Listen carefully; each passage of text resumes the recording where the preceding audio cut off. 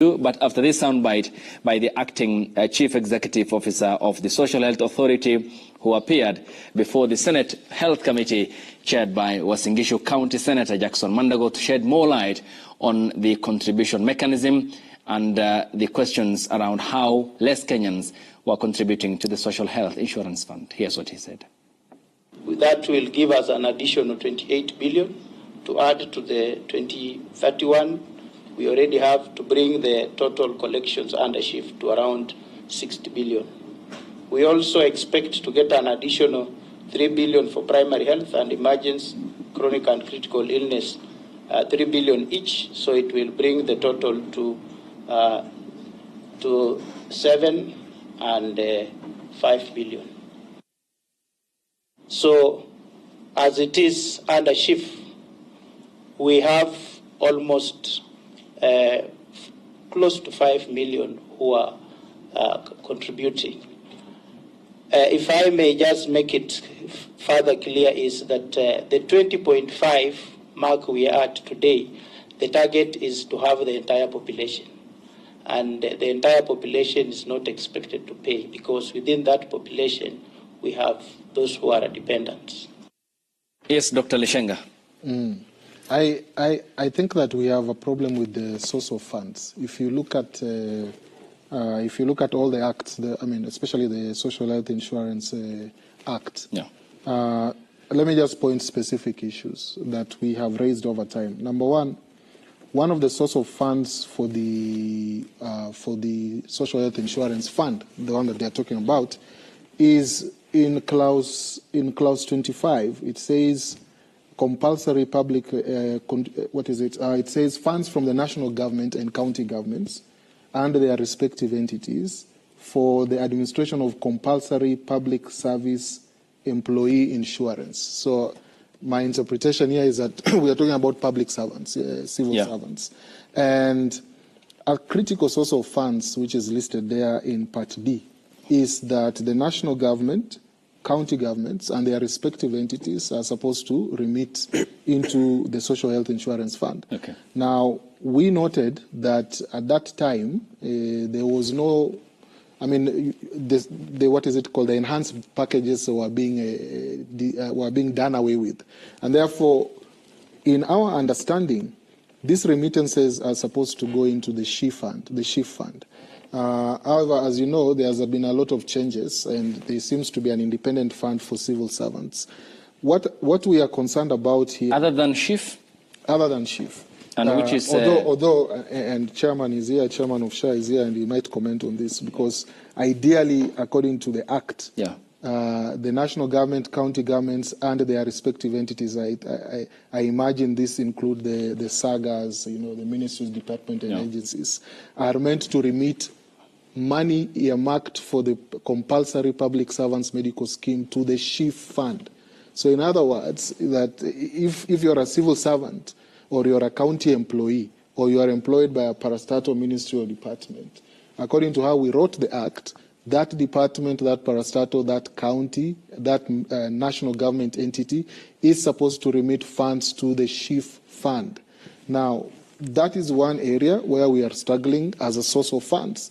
The other area where we are struggling as a source of funds is, if you look at the Act, and we mentioned this, when we look at both the emergency, chronic and critical illnesses fund and the primary healthcare fund, we noticed that there was a gap, and these are some of the things that we need to have a conversation as a country. We noticed that there was a gap in the funding for indigents, vulnerable, elderly, those who cannot contribute for whatever reason. Initially, our proposal had been that we should have a clear line so that we eliminate ambiguity. And you see, some of the issues we are dealing with are actually because of these ambiguities. We said that Parliament, while we have a parliamentary appropriation for PHC, and we have a parliamentary appropriation for emergency, chronic, and critical illnesses, it was our suggestion that we include in that Act a line that there is also a parliamentary appropriation for PHC for indigents, vulnerable, and orphans, those who are not able to pay. Okay, we also wanted for the emergency chronic and critical fund aligned that there will be a parliamentary appropriation for indigents, vulnerable, etc. Now, the challenges we are having is that for primary health care, if you are if you fall into any of those categories that cannot contribute, okay, you are now being thrown somewhere between county governments and national governments. Somebody is supposed to make the payments for you. And remember, we have now also made it a requirement that regardless of your status in life, you must go through proxy means testing if you are in formal sector.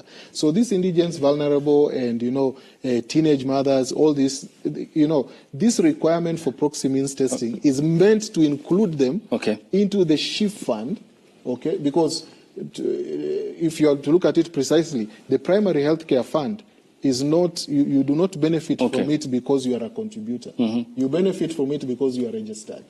The Emergency Chronic and Critical Illness Fund, another appropriation by Parliament, is by being registered. But those two funds, we left a lot of grey areas in terms of how we operationalize them. Another issue we should mention is that... What then happens? Because the acting CEO mentions that only 5 million are making their contributions. And that is... So how sustainable is it? That is an issue that we have given alternative suggestions about. So, for instance, I think that the proxy means testing, is not the way to do it, because in a country where we have more than 60% of people unemployed, not in formal employment, it's good my colleague Dr. Mwenda here is appealing to Kenyans to contribute. I would also appeal to Kenyans to contribute because I understand Dr. Abdi requires the money, but I will, at the same time as I appeal to Kenyans to contribute and not just register, we would challenge government, challenge the Social Health Authority to revisit the model. One of the suggestions that has come out and it's been around for over a year, is that, for instance, we should have had an earmark tax so that every Kenyan also contributes through some form of, as you purchase goods and services, etc., you contribute. The problem we have is that when you calculate my premium and you make my contribution voluntary, then you have a problem. The other thing that we are missing, Abdi, Ayub, I should mention, is that when you look at the Act had created a premium financing mechanism. So, for instance, and that was a very good suggestion as part of when we asked, what if people can't struggle? They say we have premium financing. And the Ministry of Cooperatives, MSMEs is supposed to be doing that. At this point in time, we have not seen any structure coming out of the Ministry of Cooperatives and MSMEs to support the premium financing. Last point I want to make on this. Everything, if you read the Social Health Act, every single step, the primary health care fund, the emergency chronic and critical illness fund, premium financing, claims management, every statement is followed by the term, the cabinet secretary shall create regulations to operationalize. We are having a problem because the cabinet secretary has been very silent on issues that require the office of the CS to create regulations. Like, for instance, the issue of how do you move from the NHIF fund to the chronic and critical illnesses fund when the law says after depletion. If you look at the Act says that the minister shall create regulations that advise on how people move. To this day as we are here, once you're quote-unquote depleted,